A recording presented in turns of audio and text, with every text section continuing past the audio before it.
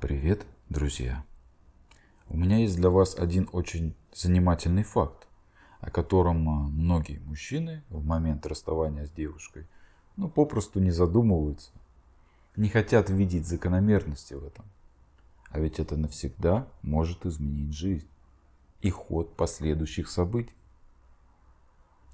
Если мы не будем пытаться возвратить девушку, проявлять какую-то активность в ее сторону или инициативу, то вероятность того, что она выйдет с нами на связь сама, рано или поздно, она в разы будет выше. В разы. Это статистика, я здесь ничего не выдумываю. Что далеко ходить? Вот буквально на днях ко мне обратился мужчина с просьбой разъяснить ситуацию. А что это было, собственно говоря? Прошло уже где-то 3 месяца с момента расставания, по-моему. И он выложил фотографию ВКонтакте.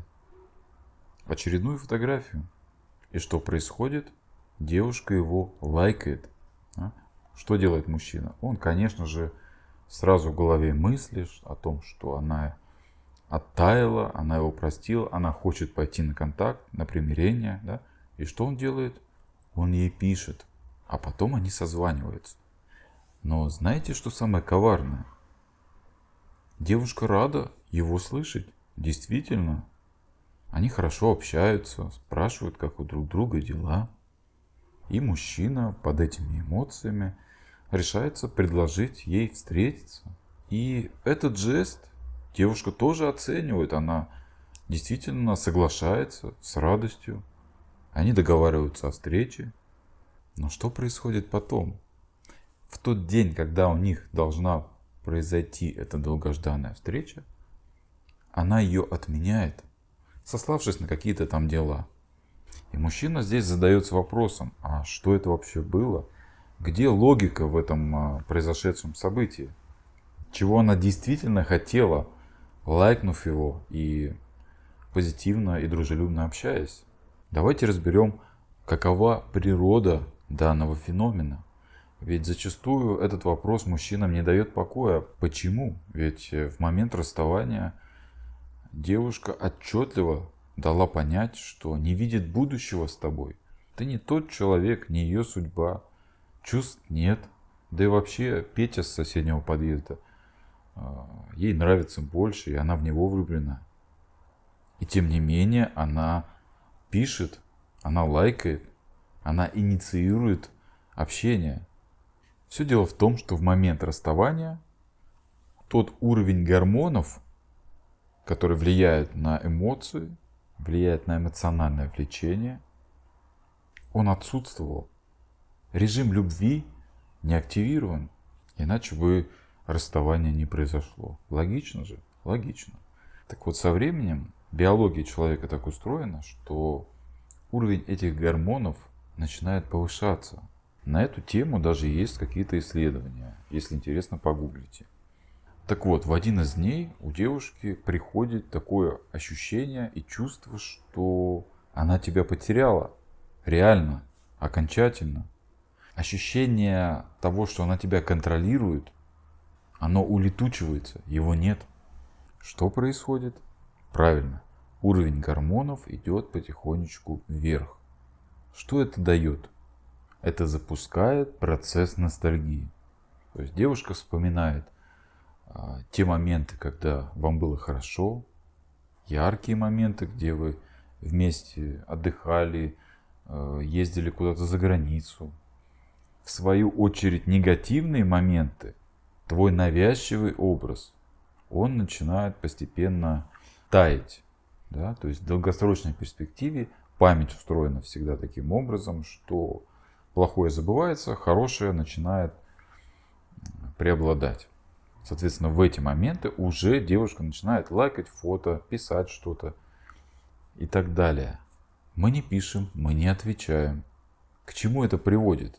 Это приводит ее в состояние такой внутренней тревоги, которая накапливается. Это состояние можно сравнить с состоянием одержимости, состоянием аффекта. Здесь девушка нас уже идеализирует. Можно сказать, она заново в нас влюбляется. И получить от нас обратную связь, это единственное, что ее волнует и чего она хочет. Это единственный способ для нее снять это состояние аффекта, обнулить его, прервать. Ей во что бы то ни стало, надо получить от нас ответ. Не обязательно мы должны что-то написать или позвонить. Да? Даже лайк в ответ будет достаточно, чтобы она успокоилась. Итак, мы ничего не делаем, не пишем, не проявляем никакой активности. Да? Каким способом бывшая девушка пытается выйти с нами на связь? Один из самых распространенных и очевидных способов прощупать тебя. Да? Ждешь ли ты ее или еще нет? Прощупать твою реакцию. Это зацепиться за какие-то связующие нити. А именно, например, у тебя остались ее вещи в квартире. Или твои вещи у нее. И она может написать: слушай, мне нужно забрать свои вещи. Или может написать: забери свои вещи, иначе я их выброшу. Это самый быстрый и очевидный способ понять, в каком ты состоянии. Именно по этой причине я советую на консультациях часто все эти связующие нити обрывать. То есть, если есть какие-то вещи ее, нужно ей обязательно это и отдать. И только после этого применять стратегию игнора или дистанцирования, там уже по ситуации. Но опять же, в каких-то случаях можно использовать оставшиеся вещи в качестве некой провокации, да, для того, чтобы ускорить процесс выхода девушки на связь. Но это все индивидуально. Еще способы, такие более косвенные, которые как бы не подразумевают твоего ответа. Да? Например, она может поздравить с днем рождения. Она может написать, что ой, а я тебя, кажется, сегодня видела. Да, такой хитрый способ. Стоит тебе ответить на это, она будет точно знать, что ты ее ждешь. И интерес к тебе тут же обнулится. Если же ты держишься, далее могут пойти в ход более активные, прямые сообщения по типу «как дела?», «что нового?». Вот эта внутренняя тревога, она накапливается, растет. Дальше в ход идет тяжелая артиллерия. Она может использовать различного рода провокации. Например, пассивные, где она может просматривать сторис, да, лайкать фотографии, постоянно, да, капать на мозги. И вот здесь есть подвох, на котором мужчины часто спотыкаются. Как на примере той истории, которую я рассказал в начале. То есть мужчина думает, что девушка хочет инициировать, значит, возобновить отношения, пишет ей, а девушка ему говорит: слушай, ну я всех своих друзей лайкаю. Да и вообще я случайно нажала, здесь телефон что-то глючит. Все. Есть также активные провокации, где девушка может выложить какую-то песню, которая вам обоим нравилась, и вы ее слушали. Да, может выложить фотографию с места, где вы обычно бываете. Девушки любят это использовать. Здесь не придерешься. На фотографиях просто пейзаж, а песня просто потому, что нравится. Более проблемные барышни, либо непригодные для отношения совсем, могут использовать более жесткие провокации. Например, выкладывать фотографию с новым кавалером, где она счастлива. Да, а если еще это там, в первые 3 месяца после разрыва, ну это уже стоит делать выводы о данной девушке. Хотя и на это мужчины, которые ждут, которые не понижают значимость, прекрасно на это ведутся, к сожалению.